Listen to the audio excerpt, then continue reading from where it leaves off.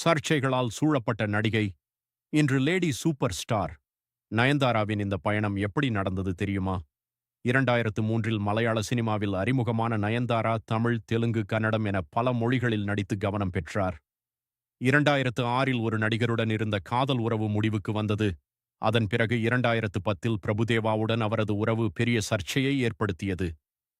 அந்த நேரத்தில் பிரபுதேவாவின் மனைவி ரம்லத் நீதிமன்றத்தை அணுகியதால் நயன்தாரா கடுமையான விமர்சனங்களையும் எதிர்ப்புகளையும் சந்தித்தார்.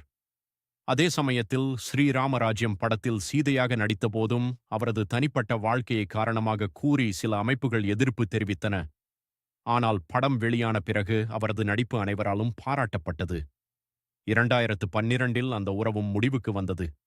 பலர் அவரது கேரியர் முடிந்துவிட்டது என்று நினைத்த நேரத்தில் 2013இல் ராஜா ராணி திரைப்படம் அவரது வாழ்க்கையை மாற்றியது. அதன் பிறகு பெண்களை மையமாக கொண்ட பல வெற்றி படங்களில் நடித்து லேடி சூப்பர் ஸ்டார் என்ற இடத்தை தனக்கென உருவாக்கிக் கொண்டார். 2015இல் நானும் ரவுடிதான் படத்தின் போது விக்னேஷ் சிவனுடன் காதல் மலர்ந்து 2022இல் இருவரும் திருமணம் செய்து கொண்டனர். எத்தனை சர்ச்சைகள் வந்தாலும், எத்தனை விமர்சனங்கள் வந்தாலும் விடாமல் போராடினால் வெற்றி நிச்சயம் என்பதற்கு நயன்தாராவின் பயணமே ஒரு உதாரணம். இதைப் பற்றி நீங்கள் என்ன நினைக்கிறீர்கள்? கமெண்டில் சொல்லுங்கள்.